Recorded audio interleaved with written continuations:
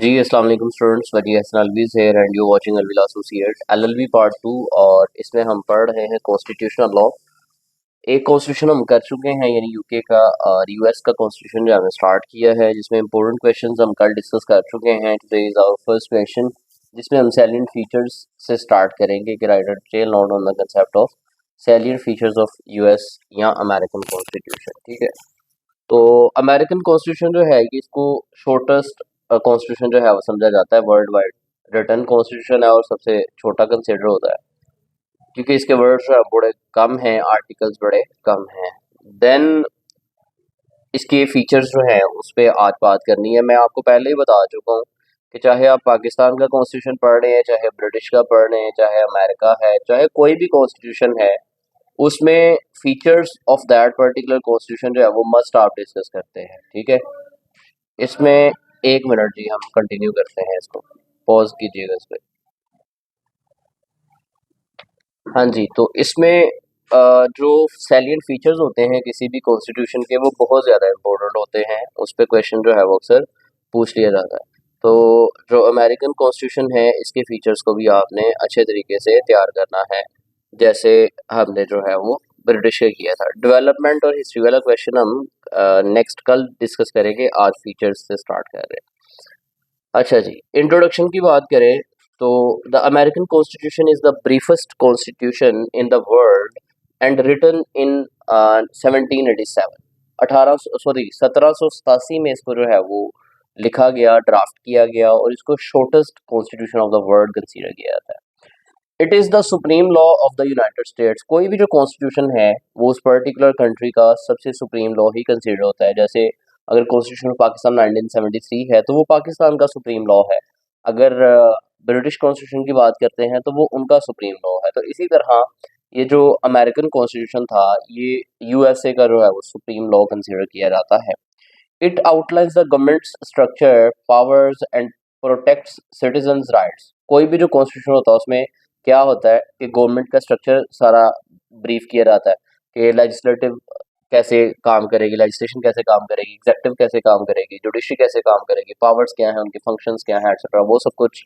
और ऑब्वियसली जो सिटीजन्स हैं वहाँ के, उनके राइट्स क्या होंगे, उनको कैसे प्रोटेक्ट किया जाएगा, इलेक्शंस के प्रोसीजर के बारे में, ये सब डिटेल्स जो है वो कॉन्स्टिट्यूशन का पार्ट होती है। Comprising a preamble and 7 articles. इसमें एक प्रियम्बल था उनके पास, जो कि ऑब्वियसली पाकिस्तान के कॉन्स्टिट्यूशन में भी है, और बाकी 7 आर्टिकल्स पे ये मुश्तमिल था, सिर्फ और सिर्फ 7 आर्टिकल। यानी पाकिस्तान का जो आइन है 1972 का, उसके अंदर जो है, सॉरी 1973 का, उसके अंदर जो है वो हमारे पास 280 आर्टिकल है।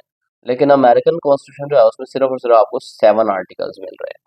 It has been a guiding force in shaping the nation, emphasizing democracy, liberty, and the pursuit of happiness, etc. तो मतलब 1787 में इसको ड्राफ्ट किया जाता है, लेकिन ये नहीं है कि तभी इन्फोर्स हो गया था। इन्फोर्स ही उसके 2 साल बाद हुआ था। ठीक है, 7 इसके आर्टिकल्स थे। इसमें जो है वो गवर्नमेंट के सेटअप के बारे में बात की गई, सिटीजन्स के राइट्स के बारे में बात की गई, जो कि लेटर ऑन अमेंडमेंट्स के थ्रू इंडल्ज किया गया था।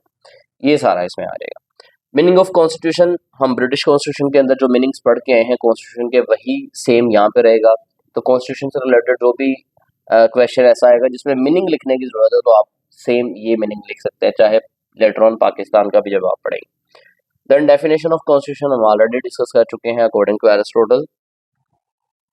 नेक्स्ट हमारे पास है टाइप ऑफ कॉन्स्टिट्यूशन। तो 2 तरह की टाइप्स होती हैं, ये भी हम डिस्कस कर चुके हैं ब्रिटिश का कॉन्स्टिट्यूशन पढ़ते हुए, कि एक होती है रिटन, एक होती है अनरिटन। रिटन में ये मतलब नहीं है कि लिखा होना, रिटन का मतलब है कि कोडिफाइड बाय पार्लियामेंट। ठीक है, तो उसमें यूएसए का जो है वो प्योरली रिटन है आपके पास। ठीक है, और पाकिस्तान का भी प्योरली रिटन है, इंडिया का भी प्योरली रिटन। लेकिन जब आप यूके की बात करते हैं तो वो पार्टली रिटन है, पार्टली अनरिटन है। यानी कुछ पार्ट जो है वो पास बाय पार्लियामेंट है, कुछ जो है कन्वेंशन पे बेस करता है, हिस्टोरिकल चार्टर्स पे बेस करता है। ये हम बात पढ़ चुके हैं सोर्सेज में। देन हमारे पास है G object of the constitution, के किसी भी कॉन्स्टिट्यूशन का ऑब्जेक्ट क्या होता है, ये भी हम ब्रिटिश कॉन्स्टिट्यूशन में बात कर चुके हैं, इसलिए यहाँ पे अगेन एंड अगेन रिपीट नहीं करेंगे। हम आ जाते हैं बैकग्राउंड ऑफ, ऑन नहीं है, background of, of, of American constitution के। अमेरिकन कॉन्स्टिट्यूशन का बैकग्राउंड क्या है, इसमें थोड़ी सी डिटेल्स हैं जो कि इतनी ज़्यादा मुश्किल नहीं है। अगर स्टोरी की तरह इसको लेके चलेंगे तो आपके लिए आसान हो जाएगा। आवाज़ का क्यों इशू आ रहा है जी? सिर्फ चंद एक स्टूडेंट्स को है या बाकी को भी है? बोल तो मैं नॉर्मल ही रहा हूँ और बाकी चीज़ें भी ठीक है। The American Constitution is the fundamental law of the United States. It was created in the year of 1987, यानी 1987 में इसको ड्राफ्ट किया गया था to provide a framework for the government and to ensure the rights and freedoms of the people. किस लिए बनाया गया था कि गवर्नमेंट का जो सेटअप है, जो स्ट्रक्चर है, एक तो उसकी स्मूथ वे चलाया जा सके, दूसरा ये कि लोगों की जो फ्रीडम है उनको वो प्रोवाइड की जा सके through constitution. Before the Constitution, the US was governed by the Articles of Confederation, which didn't work well because it gave too much power to individual states and not enough to the central government. इससे पहले जो है ना US को confederation के article of confederation के through चलाया जाता था। वो इसलिए अच्छा काम नहीं करता था क्योंकि उसके तहत जो इंडिविजुअल स्टेट्स थी यूएसए की, आपको पता है USA consist of 50 states now, उस वक्त पे कम थी, लेकिन उस वक्त भी जो है वो डिफरेंट स्टेट्स थी। तो उसमें स्टेट्स को ज़्यादा पावर्स हासिल थी, स्टेट्स को ज़्यादा जो है इख्तियार हासिल था। जो सेंट्रल गवर्नमेंट है उसके पास कोई इतना इख्तियार नहीं था, सो दैट्स वाई यूएसए अच्छे तरीके से काम नहीं कर पाता था। This led to the problems like a lack of strong military and difficulties in managing the economy. इससे बड़े मसाइल आ रहे थे, लाइक डिफेंस मजबूत नहीं था, इकोनॉमी से रिलेटेड बड़े मसले आ रहे थे। तो उसके हल के लिए फिर वो कुछ स्टेट्स के जो नुमाइंदे थे वो बैठे और उन्होंने बैठ के सोचा कि हम जो है वो एक ऐसा आइन बनाएंगे जिसमें सेंट्रल गवर्नमेंट के पास ज़्यादा पावर्स हो।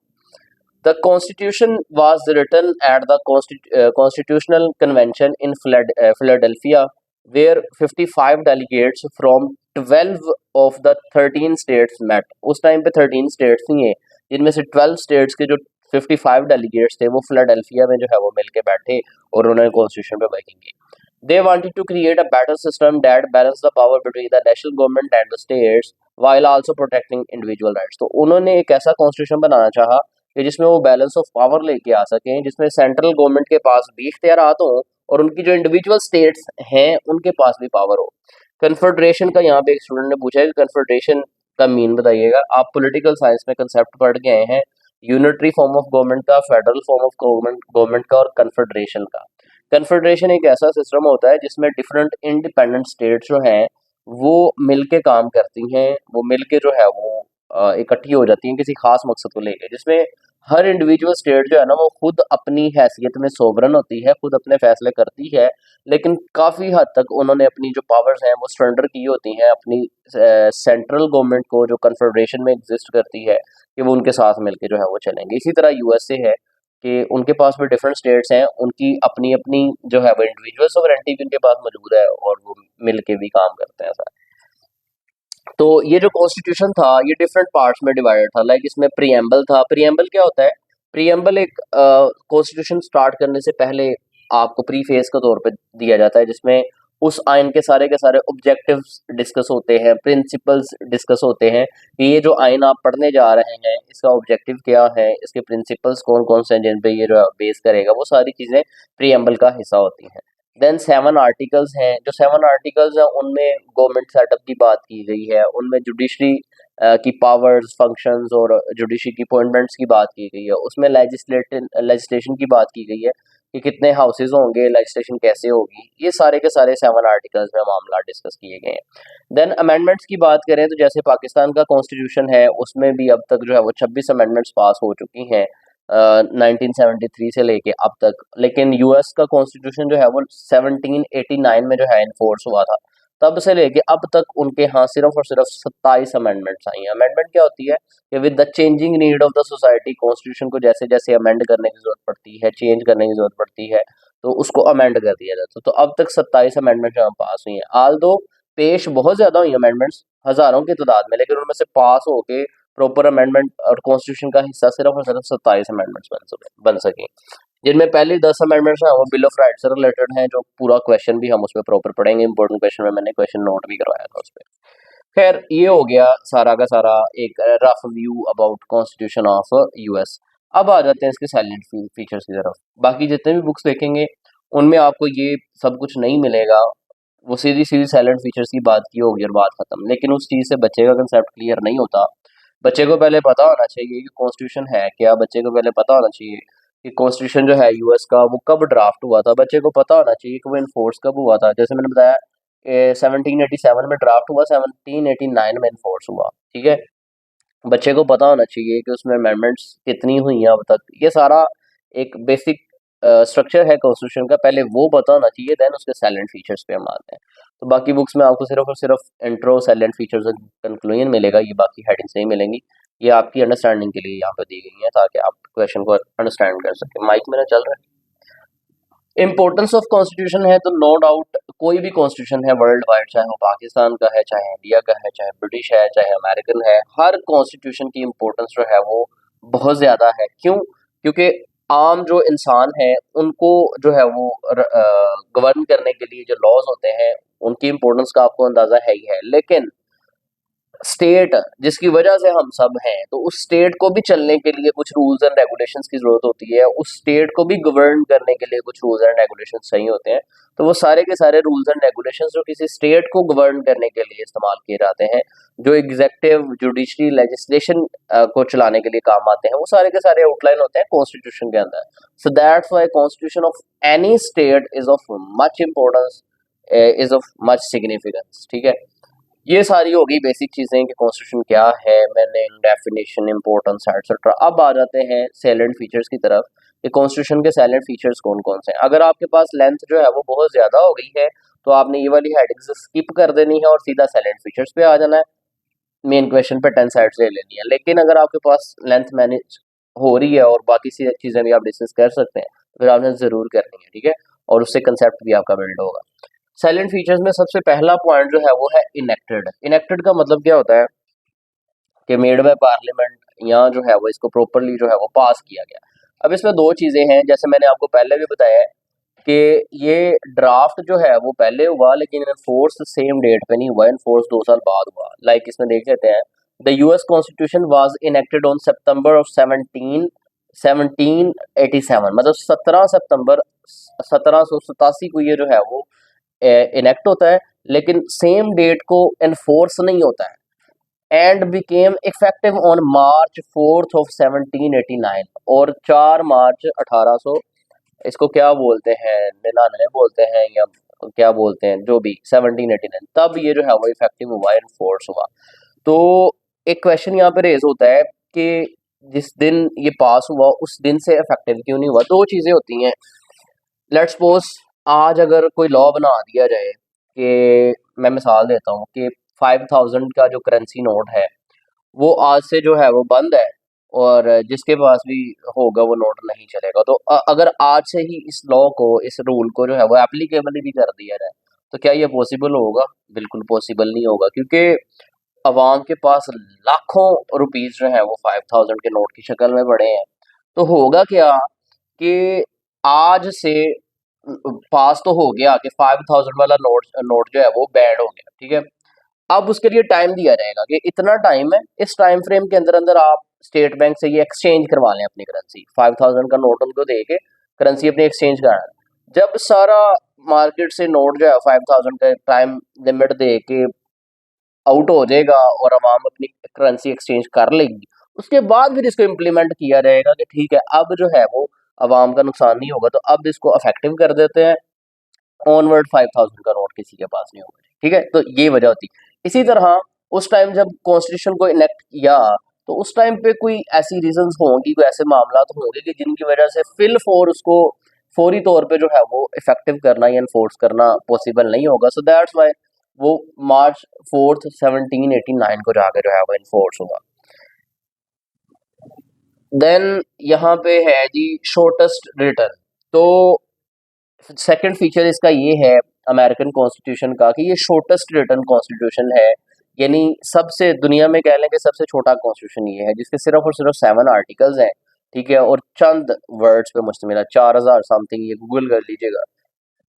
ये चेंज वर्ड्स आपके हो सकते हैं क्योंकि अमेंडमेंट्स वगैरह भी हैं, वो भी इसका हिस्सा बन जाती हैं, फिर वो नंबर गेम चेंज होती रहती है। The US constitution is one of the shortest written constitution for a major government consisting of only 7 articles. ये शॉर्टेस्ट कॉन्स्टिट्यूशन है, सिर्फ और सिर्फ 7 आर्टिकल्स पे मुश्तमिल है। नेक्स्ट इसका जो फीचर है वो है रिजिड। रिजिड का हमेशा ये मतलब होता है, ये नहीं कि कॉन्स्टिट्यूशन जो है ना बड़ा सख्त है, मतलब उसकी किताब बड़ी सख्त है, उसको आप पकड़ेंगे तो बड़ी रिजिड आपको महसूस होगी, ऐसा नहीं है। रिजिड होने का हमेशा मतलब होता है रिजिड और फ्लेक्सिबल। फ्लेक्सिबल ऐसा कॉन्स्टिट्यूशन होता है जिसके अंदर आप तरमीम जो है या अमेंडमेंट जो है वो आसानी के साथ कर सकते हैं, अमेंडमेंट प्रोसीजर को इतना ज़्यादा मुश्किल ना हो, उसको आप बोलते हैं कि ये फ्लेक्सिबल नेचर का कॉन्स्टिट्यूशन है, इसमें आप अमेंडमेंट आसानी से कर सकते हैं। लेकिन एज कम्पेयर टू दिस एक ऐसा कॉन्स्टिट्यूशन के जिसके अंदर अमेंडमेंट करना बहुत मुश्किल हो, जिसके अंदर आप तरमीम बड़ी मुश्किल से कर सकते हैं, उसको आप बोलते हैं रिजिड कॉन्स्टिट्यूशन। यही वजह है कि 1789 से लेके नाउ 2025 और स्टिल सिर्फ और सिर्फ 27 अमेंडमेंट्स उसमें हुई हैं। और अमेंडमेंट प्रोसीजर मुश्किल क्यों है? क्योंकि जितनी भी उनकी इंडिविजुअल स्टेट्स हैं उनकी लेजिस्लेशन से भी उनको चाहिए होती है वोटिंग, और देन सेंट्रल लेजिस्लेशन ये भी चाहिए होती है, तो वो काफ़ी ज़्यादा कन्फ्लिक्ट रहता है, तो इसलिए अमेंडमेंट जल्दी पास नहीं होती वहाँ पे। दैट्स वाई कॉन्स्टिट्यूशन उनका बहुत रिजिड नेचर का है, ठीक है। देन है सोवरेंटी ऑफ द पीपल। हम मानते हैं कॉन्स्टिट्यूशन ऑफ पाकिस्तान 1973 में कि सोवरेंटी बिलोंग्स टू ऑलमाइटी अल्लाह, क्योंकि हम इस्लामिक प्रिंसिपल्स पे चलते हैं, इस्लामिक वे ऑफ लाइफ है हमारे कॉन्स्टिट्यूशन का बेसिक प्रिंसिपल, तो हम कहते हैं कि सोवरेंटी बिलोंग्स टू ऑलमाइटी अल्लाह, कि यानी सारी ताकत का सरचश्मा जो है वो अल्लाह ताला की ज़ात है, और हमारे जो लीडर्स हैं उनको अल्लाह ताला ने ही पावर्स दी हैं, और उनको चाहिए कि इस्लाम के तय करदा ज़वाबित के अकॉर्डिंग जो है उसको एक्सरसाइज करें।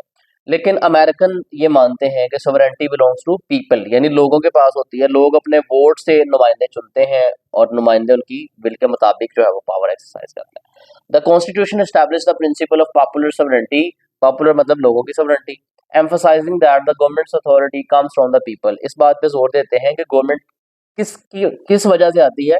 लोगों की वजह से आती है, लोगों के वोट की वजह से आती है, सो दैट्स व्हाई इसको सोवरेंटी जो है वो लोगों की कंसिडर की जाती है। Then has supremacy of constitutional law. The constitution is the supreme law of the land and all other laws must conform to its principle. ये भी इसका फीचर है। Then है separation of power. तो अमेरिकन कॉन्स्टिट्यूशन का one of the feature ये है कि वहाँ पे एग्जेक्टिव अपना काम करे, जुडिशरी अपना करे, लेजिस्लेटिव अपना करे, हर किसी के सेपरेशन ऑफ पावर का प्रिंसिपल है। लेकिन इसके साथ साथ somehow check and balance का भी जो है वो सिस्टम मौजूद है, कि जिसमें ये इस बात का ख्याल रखा जाता है कि एक इदारा जो है अपनी जो पावर्स हैं उसको ज़रूरत से ज़्यादा ना एक्सरसाइज कर सके, तो उसके लिए चेक एंड बैलेंस का भी एक प्रिंसिपल इसमें रखा गया, ये भी फीचर है। देन है balanced government. The constitution aims for a balanced government reflecting the idea of check and balance and the separation of power, ऊपर पढ़ चुके हैं। देन है republican. The US government is based on a republican form where elected representatives make decisions on the behalf of citizens. तो republican क्या है कि लोग जो है वोट करते हैं, लोगों के वोट से जो है वो नुमाइंदे चूज किए जाते हैं, और वो नुमाइंदे जो चूज हो जाते हैं वो फिर अवाम की विल के अकॉर्डिंग जो है वो फैसले करते हैं, अवाम की विल के अकॉर्डिंग पॉलिसीज बनाते हैं, तो दैट्स वाई उसको रिपब्लिकन जो है ये भी एक उनका मेन फीचर है कॉन्स्टिट्यूशन का। देन कन्वेंशन, जैसे यूके का कॉन्स्टिट्यूशन बहुत हद तक जो है कन्वेंशन पे मुश्तमिल था, तो ये भी कन्वेंशंस को जो है वो मद्देनजर रखते हैं। The constitution allows for the amendment process through constitutional conventions, तो यानी कॉन्स्टिट्यूशनल कन्वेंशंस के थ्रू अमेंडमेंट हो सकती है, तरमीम कॉन्स्टिट्यूशन के अंदर हो सकती है, providing a way for the people to participate in changes. तो मतलब जो भी चेंजेस करनी है कॉन्स्टिट्यूशन में उसमें लोग जो है वो पार्टिसिपेट कर सकते हैं। देन हमारे पास है जुडिशियल रिव्यू। जुडिशियल रिव्यू का एक कंसेप्ट अमेरिका की हिस्ट्री में बहुत ज़्यादा इंपॉर्टेंट है, जिसमें क्वेश्चन भी मैंने आपको एक लिखवाया था जुडिशियल रिव्यू के हवाले से, जिसमें एक लैंडमार्क केस है मार्ब्रे वर्सेस मेडिसन का 1803। कल यहाँ पे बहस चल रही थी कि 1830 का है या 1803 का है, तो वो कंफर्म हो गया कि 1803 है। एडवोकेट जोनी थी वो कह रही थी 1803 है, और एक मेरे वहाँ पे नोट्स में भी 1830 लिखा था, तो मैंने कहा था कि इसको मेक श्योर करना है 1830 या 03 है, तो खैर 1803 है। देन सेकुलर, सेकुलर वो होता है जैसे पाकिस्तान है ना, पाकिस्तान के अंदर सेकुलर निज़ाम नहीं है। पाकिस्तान ने कॉन्स्टिट्यूशन को स्पेसिफिक कर दिया कि कॉन्स्टिट्यूशन जो है ना वो इस्लामिक प्रिंसिपल्स पे जो है वो स्टेट का एक रिलीजन दे दिया, कॉन्स्टिट्यूशन के अंदर एक रिलीजन जो है वो डिफाइन कर दिया कि जो कॉन्स्टिट्यूशन है वो इस्लामिक वे ऑफ लाइफ पे जो है वो कंसिस्ट होगा, कोई भी चीज़ इसके अगेंस्ट नहीं जाएगी। लेकिन वो किसी भी मज़हब को जो है वो पार्ट ऑफ कॉन्स्टिट्यूशन नहीं बनाते हैं, वो कहते हैं कि सेकुलर होगा, हर मज़हब जो है उस या हर बंदा जो है वो अपनी जो उसका रिलीजन है, जो मज़हब है उसको प्रोफेस कर सकता है। The constitution is secular meaning it separates religion from the government, यानी गवर्नमेंट का रिलीजन से, मज़हब से कोई ताल्लुक नहीं है। Ensuring religious freedom and preventing the establishment of an official state religion. वो कहते हैं स्टेट का कोई भी हमने ऑफिशियल रिलीजन नहीं डिक्लेयर करना है, जैसे पाकिस्तान ने स्टेट का रिलीजन जो है इस्लाम डिक्लेयर किया हुआ है, वो कहते हैं हमने कोई भी ऑफिशियल रिलीजन डिक्लेयर नहीं करना है, जो भी कोई प्रोफेस करना चाहे रिलीजन वो कर सकता है। देन है by cameral. By cameral again British में भी बताया था कि जिसमें दो हाउसेस होते हैं लेजिस्लेशन के, जैसे ब्रिटिश के अंदर था एक था हाउस ऑफ कॉमन्स और एक था हाउस ऑफ लॉर्ड्स, दो हाउसेस थे। इसमें भी बाई कैमरल हाउस है, एक हाउस ऑफ रिप्रेजेंटेटिव होता है और एक सेनेट होता है, मिलके जो है वो लेजिस्लेशन करते हैं। तो मतलब दो हाउसेस मिलकर लेजिस्लेशन करेंगे, लॉ मेकिंग करेंगे। देन है बिल ऑफ राइट्स का कंसेप्ट। बिल ऑफ राइट्स क्या है? जब कॉन्स्टिट्यूशन बना था 1787 में, तो उस वक्त उसके अंदर फंडामेंटल राइट्स की गुंजाइश नहीं रखी गई थी। लेकिन जब इन्फोर्स हुआ 1789 में, उसके बाद ये ज़रूरत जो है महसूस की गई कि इसमें फंडामेंटल राइट्स होने चाहिए। तो फिर in the year of 1791 10 amendments जो है वो पहली पास की गई, जिसको बिल ऑफ राइट्स का नाम दिया जाता है, जिसके तहत तमाम जो इंडिविजुअल्स हैं, सिटीजन्स हैं यूएस के, उनके फंडामेंटल राइट्स जो है उनको रिकॉग्नाइज किया इन अमेंडमेंट्स के थ्रू। इसको बिल ऑफ राइट के नाम से जानते हैं। ये भी एक मोस्ट इंपॉर्टेंट फीचर है यूएस कॉन्स्टिट्यूशन का। देन इंडिपेंडेंस ऑफ जुडिशरी के, यानी जुडिशरी आपकी आज़ाद होगी, किसी भी इन्फ्लुएंस के बगैर फैसले करेगी।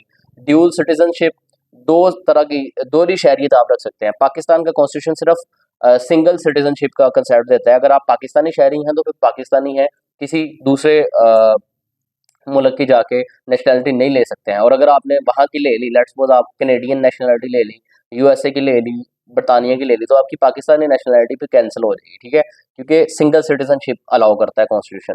लेकिन अमेरिका के अंदर ड्यूल सिटीजनशिप अलाउड है, क्योंकि जो इंडिविजुअल स्टेट्स हैं आपकी, लेट्स सपोज आप जो है वो स्टेट ऑफ अलाबामा से हैं या कहीं भी और स्टेट से हैं, तो उस स्टेट की भी नेशनैलिटी आपके पास होगी और यूएस जो सेंट्रल है उसकी भी आपके पास नेशनैलिटी होगी। सो इस तरह से वो ड्यूल सिटीजनशिप अलाउ करता है उनका कॉन्स्टिट्यूशन। ये भी इसका इंपॉर्टेंट फीचर है। और देन टू पार्टी सिस्टम है कि वहाँ पे भी एक डेमोक्रेटिक पार्टी है और एक रिपब्लिकन है। टू पार्टी सिस्टम भी उनका एक फीचर है। तो ये था कॉन्स्टिट्यूशन ऑफ यूएस, ठीक है। इसके साइलेंट फीचर्स हमने पढ़ लिए और रफ आइडिया भी आपको हो गया होगा कि 1787 में जो है वो इनेक्ट होता है, 1789 में इन्फोर्स होता है, 1791 में बिल ऑफ राइट्स 10 अमेंडमेंट्स आती हैं। अब तक 27 अमेंडमेंट्स हो चुकी हैं। अमेंडमेंट का प्रोसीजर बड़ा मुश्किल है, ये रिजिड है, इनेक्टेड है, बाई कैमरल है, बिल ऑफ राइट्स का कंसेप्ट है, सेपरेशन ऑफ पावर है, चेक एंड बैलेंस है, और एटसेट्रा ये सारे फीचर्स हैं आपके, ठीक है। होप सो आपको समझ आ गई होगी। मिलते हैं इंशाल्लाह अपने नेक्स्ट लेक्चर में, तब तक के लिए अल्लाह हाफिज़। Thank you. साथ साथ पढ़ा करें, काम जरूर चेक करवाया करें। अल्लाह आपके हक में बेहतर फरमाए।